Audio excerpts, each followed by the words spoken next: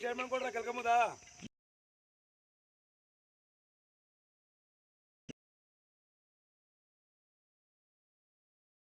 ಅಲ್ಲ ಅಂದ್ರೆ ದಯಮಾರಣ ಕೊಟ್ಟರು ರೆಡಿನೇ ನಾವು. ಇದು ಕಳಕಳಿಯಿಂದ ನಾನು ಸಂಬಂಧಪಟ್ಟವ್ರಿಗೆ ಕೇಳ್ಕೊಳ್ತೀನಿ. ಎಲ್ಲಿ ಬರ್ತದ ಕಂಬ ಕೊಡ್ತಾರೆ ಅದನ್ನ ಕಂಬದ್ದು ಅರ್ಧ ಗಂಟೆ ಕೆಲಸ ಅದು ಮೈಸೂರು ಅಂತ ಹೇಳಿಬಿಡಿ ಕಣಪ್ಪ ಹೇಳಿಬಿಡಿ ನೀವು ಇಲ್ಲಿ ಕಂಬ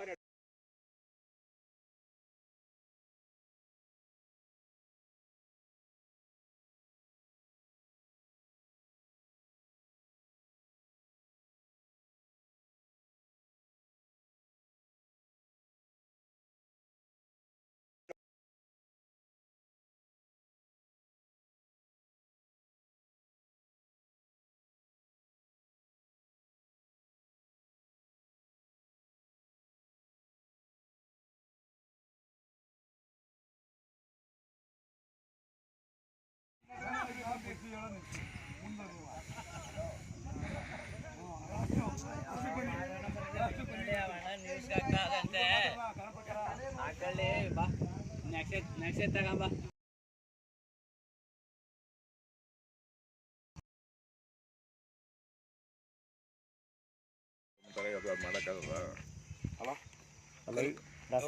ಲೈಟ್ ಕಂಬ ಎಲ್ಲ ಕ್ಲಿಯರ್ ಮಾಡಿದ್ರೆ ಹೆಂಗ್ ಬಿಲ್ ಮಾಡ್ದ ಅಂತ ಕೇಳ್ರಪ್ಪ ಅಂತ ಯಾರೋ ಬಂದು ಏಕೆ ಅವರೇ ಕಲ್ಕೊಂಬ ಹೊಡೆದಾಕ್ಬಿಟ್ಟು ಇದು 4 ಲಕ್ಷ ಅಂತ ಒಂದು ಸ್ಟೇಟ್ಮೆಂಟ್ ಕೊಡಿ, ಮುಂದಕ್ಕೆ ನಾನು ಮಾಡ್ಕೊಡ್ತೀನಿ. ಅವ್ರಿಗೆ ಯಾಕೆ ಕರ್ಸ್ಕೊಂತಾರೆ ಅದೊಂದು ಸ್ಟೇಟ್ಮೆಂಟ್ ಕೊಡಿ ಮಾತಾಡೋ.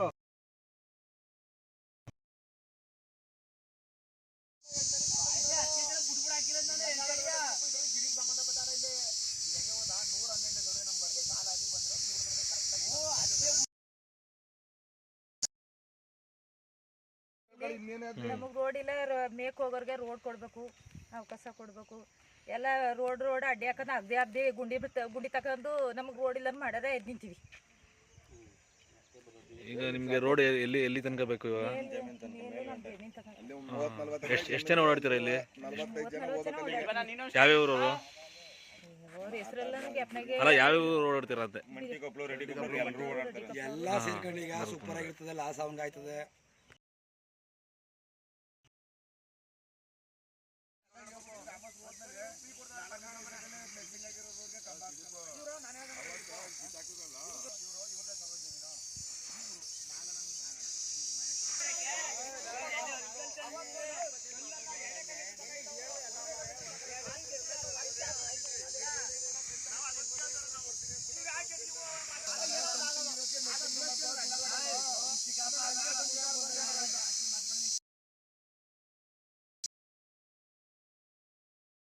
ನೋಡು, 30 ವರ್ಷದಿಂದ ನಾವು ತಿರುಗಾಡ್ತಾ ಇದ್ದೀವಿ.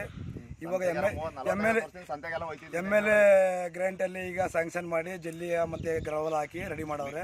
ಈಗ ಮೆಟ್ಲಿಂಗ್ ಎಲ್ಲ ಮಾಡಿ ರೆಡಿ ಮಾಡವ್ರೆ. ರೆಡಿ ಮಾಡಿದ್ಮೇಲೆ ಇವರು ಏಕಾಏಕಿಯಾಗಿ ಜನ ಇಲ್ಲದ ಟೈಮಲ್ಲಿ ಕಲ್ಕೊಂಬಂದು ನೆಟ್ಟಿ ನಮ್ಗೆ ಭಾಳ ತೊಂದರೆ ಕೊಡ್ತಾವ್ರೆ. 112 ಸರ್ವೆ ನಂಬರು ನಾಗರಾಜ ರೆಡ್ಡಿ ನೇತ್ರಾವತಿ. ಮತ್ತು ಹೋಯ್ತಾ ಮುಂದೆ ಹೋಯ್ತಾ ನಿಂಗೇಗೌಡ ಹಿಂಗೆ ಹೋಯ್ತಾ ಹೋಗ್ತಾರೆ. ಈಗ ಬಹಳ ತೊಂದರೆ ಕೊಡ್ತಾವ್ರೆ. ಇಲ್ಲಿ ಹೆಚ್ಚು ಕಡಿಮೆ 30ರಿಂದ 40 ಜನ ತಿರುಗಾಡುವಂತ ಲೆಕ್ಕಾಚಾರ ಇದೆ. ದಯವಿಟ್ಟು ಇದನ್ನು ಸಂಬಂಧಪಟ್ಟ ಇಲಾಖೆಯವರು ನಮಗೆ ಬಗೆಹರಿಸ್ಕೊಡ್ಬೇಕಾಗಿ ವಿನಂತಿ. 2-2.5 ತಿಂಗಳು 3 ತಿಂಗಳಿಂದ ರಸ್ತೆ ಮಾಡವ್ರೆ. ಮೆಟ್ಲಿಂಗ್ ಆಗೋ ತನಕ ಸುಮ್ಮನಿದ್ದಿ. ಮತ್ತೆ ಕಂಬಗಳೆಲ್ಲ ನೋಡಿ, ಇಲ್ಲಿ ಲೈಟ್ ಕಂಬ ರೋಡ್ ಮಧ್ಯೆ ರಸ್ತೆಲಿದೆ. ಒಂದು ದನನೂ ಹೋಗೋಕ್ಕಾಗಲ್ಲ, ಒಂದು ಬೈಕು ಹೋಗೋಕ್ಕಾಗಲ್ಲ, ಒಂದು ಕರನು. ಪಕ್ಕದಲ್ಲಿ ಬೋರ್ ಇದೆ. ಬೋರ್ ಇದ್ರೂ ಕೂಡ ಸರ್ಕಾರಿ ಜಾಗದಲ್ಲಿ ಇದ್ಕೊಂಡು ಮೆಟ್ಲಿಂಗ್ ಆಗೋ ತನಕ ಇದ್ದು. ಇವಾಗ ಒಳಗಡೆಗೆ ಅಕ್ವೈರ್ ಮಾಡ್ಕೊಂಡು ತಂತಿ ಕಂಬ ಹಾಕೊಂಡಿವರು. ಇಲ್ಲಿ ಸಾವಿರಾರು ಜನ ಓಡಾಡೋಂಥ ಜಾಗ ಇದು. ಒಂದು ಹೆಂಗಸೆ ಆಗಲಿ ಒಂದು ಊಟ ಹೊತ್ಕೊಂಡು ಸುಧಾ ಹೋಗೋಕ್ಕಾಗಲ್ಲ ಅಂತಂದ್ರೆ ಇದಕ್ಕೆ ಸಂಬಂಧಪಟ್ಟ ಅಧಿಕಾರಿಗಳು ಬಂದು ತನಿಖೆ ಮಾಡಿ ಇದಕ್ಕೆ ಸರಿಯಾದ ರೀತಿಯಲ್ಲಿ ಕ್ರಮ ಜರುಗಿಸ್ಕೊಡ್ಬೇಕಂತ ನಾವು ಕೇಳ್ಕೊತೀವಿ.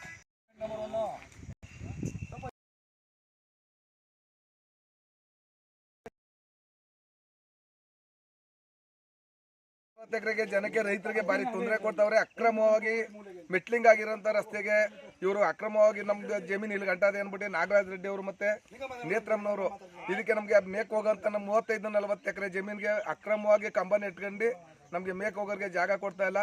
ಇದನ್ನ ಮೇಲಧಿಕಾರಿಗಳೆಲ್ಲ ನಮಗೆ ನಿಂತ್ಕೊಂಡು ಸಹಕರಿಸಬೇಕು ಅಂತ ಕೇಳ್ಕೊತಾ ಇದ್ದೀನಿ.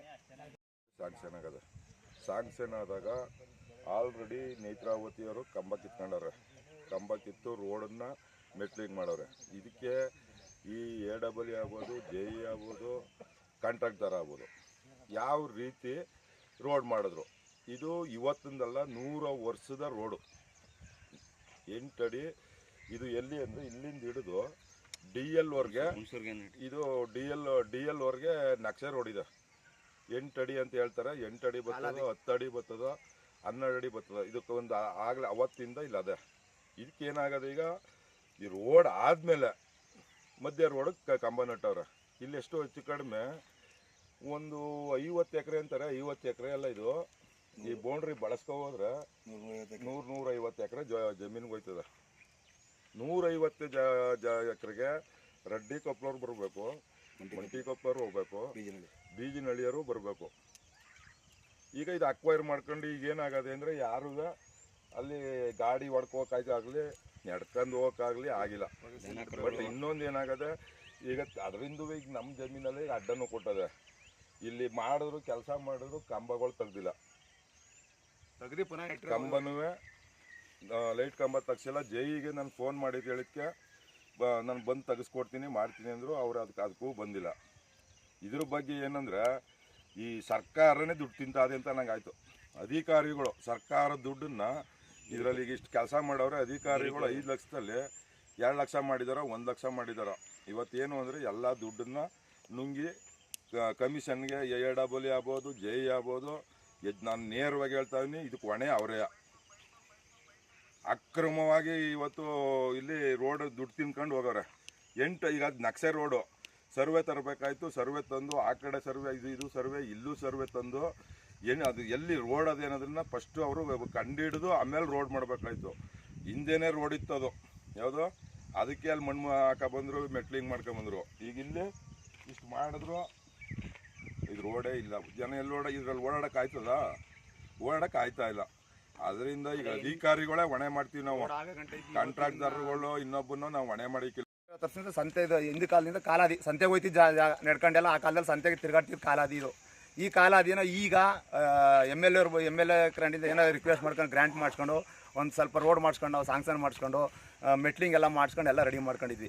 ಮೆಟ್ಲಿಂಗ್ ಎಲ್ಲ ಆಗಿ ರೆಡಿಯಾಗಿ ಎಲ್ಲ ತಿರುಗಾಡ್ತಾ ಇದ್ವಿ. ನಾವಿಲ್ಲಿ ಒಂದು 35ರಿಂದ 40 ಎಕರೆ, ಹೆಚ್ಚು ಕಮ್ಮಿ ಒಂದು 50 ಎಕರೆಗೆ ಜನ ನಾವಿಲ್ಲಿ ತಿರುಗಾಡಬೇಕು ಇದೇ ರೋಡಲ್ಲಿ.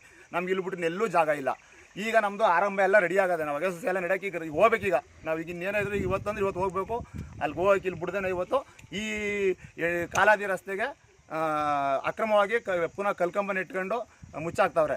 ಇದನ್ನು ಇವ್ರು ಮುಚ್ಚಾಕೋದಾಗಿದ್ರೆ ಮುಂಚೆ ಏನಕ್ಕೆ ಇದು ನಿಲ್ಲಿಸ್ಲಿಲ್ಲ? ಇದನ್ನು ಬಿಲ್ ಆಗ್ಬೇಕಾದ್ರೆ ಏನು ಮಾಡ್ತಿದ್ರು, ರೋಡ್ ಆಗ್ಬೇಕಾದ್ರೆ ಏನು ಮಾಡ್ತಿದ್ರು ಇವರು? ಇದನ್ನು ನಿಲ್ಲಿಸ್ಬೇಕು ಅಂತಂದ್ರೆ ಅವತ್ತೇ ನಿಲ್ಲಿಸ್ಬೋದಿತ್ತು. ಇದರಲ್ಲಿ ಯಾರ್ದು ಸಾಮೀಲಾಗವ್ರೆ? ಜಮೀನವರು ಕಾಂಟ್ರಾಕ್ಟರ ಸಾಮೀಲಾಗಿದ್ದಾನ? ಇದ್ರಲ್ಲಿ ಅಧಿಕಾರಿಗಳು ಸಾಮೀಲಾಗಿದ್ದಾರಾ? ಇದು ಯಾರ್ದು ಅಂತ ಗೊತ್ತಾಗಬೇಕು. ನಮಗೆ ನ್ಯಾಯ ಕೊಡಿಸ್ಬೇಕು. ಈಗ ಇಲ್ಲಿರೋಂಥ ಜನ ಒಂದು 40-50 ಜನ ಇದೇ ಜಮೀನಲ್ಲಿ ಹೋಗ್ಬೇಕು ನಾವು. ನಮ್ಗೆ ತೊಂದರೆ ಆಯ್ತಾ ಇದೆ. ಇವ್ರದೇ ಜಮೀನಾಗಿದ್ರೆ ರೋಡ್ ಆಗಿ ಮೆಟ್ಲಿಂಗ್ ಆಗಿ ಎಲ್ಲ ರೀತಿ ಬಿಲ್ ಆಗಂಟು ಏನು ಮಾಡ್ತಿದ್ರು? ಇವತ್ತಿನ ಇದನ್ನು ಮುಚ್ಚಾಕ್ಬೇಕು ಏನು ಕಾರಣ? ಇದಕ್ಕೆ ಯಾರ್ಯಾರು ಸಾಮೀಲಾಗವ್ರೆ? ಇದೆಲ್ಲ ನೋಡಿ ನಮಗೆ. ಇಲ್ಲ ಅಂದರೆ ಜಮೀನಿಗೆ ಹೋಗಕ್ಕೆ ದಾರಿ ಕೊಡಿಸಿ. ಇಲ್ಲಾಂದರೆ ಸರ್ಕಾರದವರೇ ಜಮೀನೆಲ್ಲ ವಹಿಸ್ಕೊಂಡು ನಮಗೆ ಅವರೇ ಪೂರ್ತಿ ಸರ್ಕಾರನ ವಹಿಸ್ಕೊಬಿಡ್ಬೇಕಾದ್ರೆ ಬಂದು ಸರ್ಕಾರದ ಅಧಿಕಾರಿಗಳು ಇದಕ್ಕೆ ಏನೊಂದು ಇದು ಕೊಡದೆ ಹೋದರೆ ಅವರೇ ವಹಿಸ್ಕೊಬಿಡ್ಬೇಕಾದ್ರೆ.